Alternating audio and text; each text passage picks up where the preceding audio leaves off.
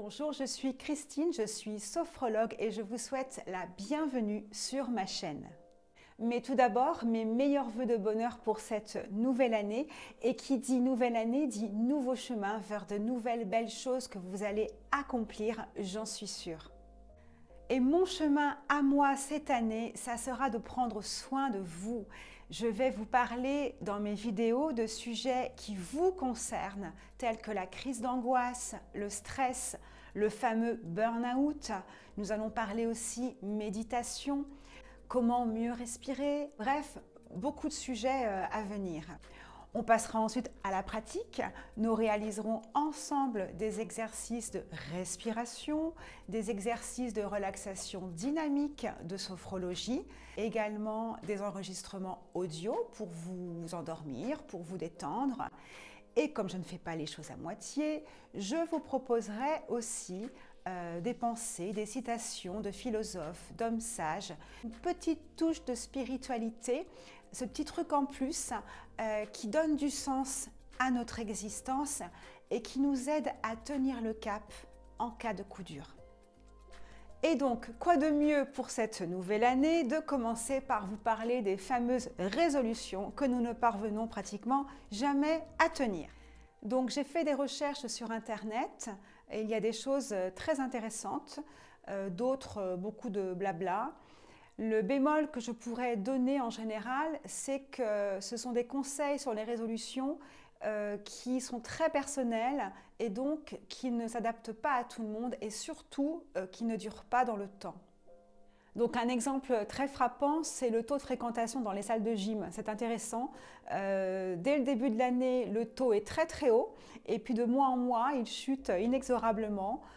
Peut-être un petit regain juste avant l'été pour qu'on puisse rentrer dans nos maillots. Mais en général, voilà, c'est toujours la même chose. Que ce soit pour arrêter de boire, arrêter de fumer, apprendre, que sais-je, le chinois, c'est toujours la même rengaine. On ne tient pas nos résolutions. Et il est vraiment temps de faire un point là-dessus. Alors, première chose avant de prendre n'importe quelle résolution, c'est de vous reconnecter à vous.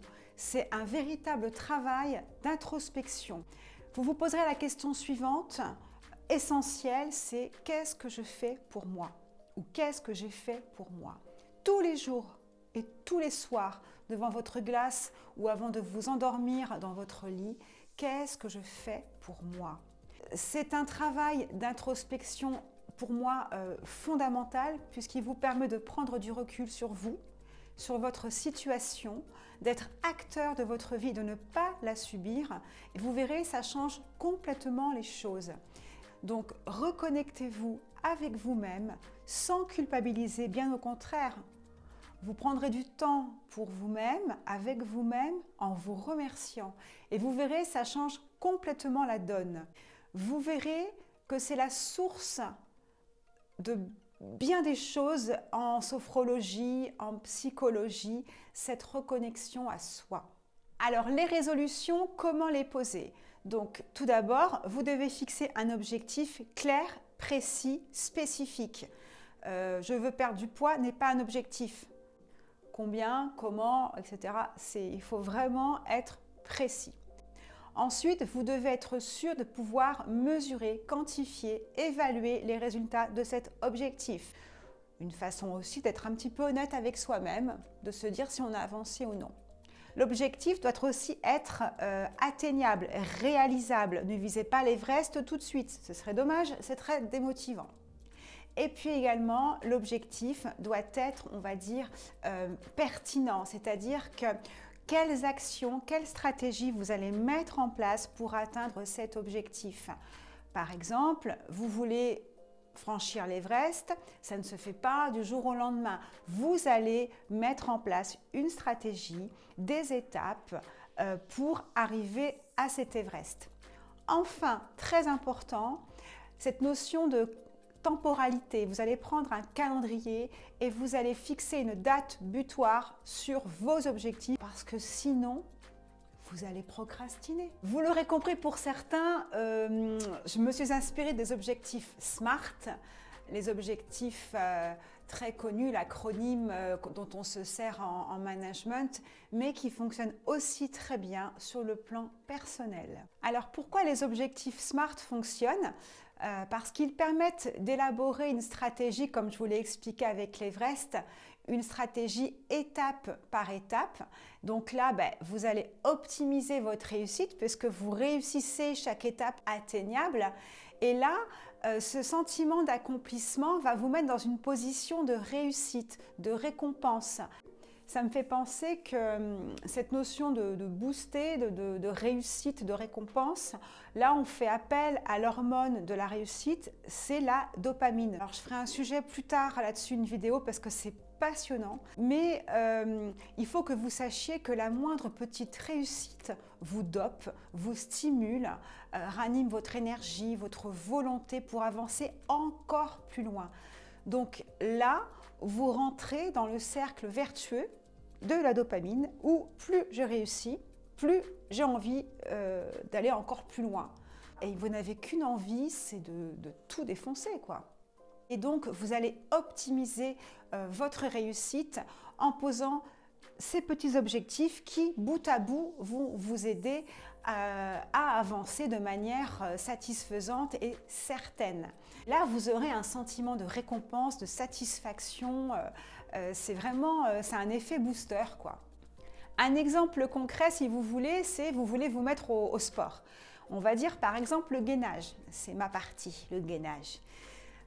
Eh bien, vous commencez déjà par vous étirer, par exemple, tous les matins dans votre lit. Étirez-vous, commencez déjà, ça c'est du gainage, hein, le fait de s'étirer quelques minutes. Et puis, vous pouvez ensuite vous mettre au pied du lit et faire 10 minutes de gainage. C'est une reconnexion avec votre corps, déjà. Et puis, si c'est du quotidien, eh bien, votre corps va vous demander peut-être 15 minutes, voire 20. Non seulement vous allez amplifier ce temps, mais vous allez aussi voir les effets sur votre corps, parce que votre corps, il va vous remercier. Et il vaut mieux faire ça quotidiennement, 10 à 20 minutes, que faire 2 heures le samedi quand vous ne travaillez pas, parce que d'abord, votre corps, il ne va rien comprendre. Et qu'est-ce qu'elle me fait là? Vous pouvez même vous blesser parce que c'est soudain. Et en plus, il n'y aura aucun effet vraiment sur votre corps parce que vous n'allez pas poursuivre ensuite. Donc ça, c'est pas bon. Ça, c'est bon. Et en plus, le fait de faire 10 minutes tous les jours, vous ne sentez pas la contrainte. Là, c'est régulier. Vous allez en redemander. Vous allez même allonger le temps de travail, de gainage, parce que vous êtes dans une situation régulière et donc vous pouvez tenir 10 minutes. Donc après, vous passerez à 15 et votre corps vous remerciera parce que sinon, vous allez procrastiner. Un dernier conseil, faites une liste de vos résolutions, mettez-les au clair, écrivez vos objectifs, éventuellement corrigez-les. Ça va vous obliger à vous engager. C'est une sorte de contrat moral avec vous-même et pourquoi pas, faites intervenir vos proches qui vont signer ce contrat avec vous. Et bien sûr, qui dit contrat dit date butoir. Donc vous allez mettre une date et là, vous ne pouvez pas procrastiner, c'est pas possible.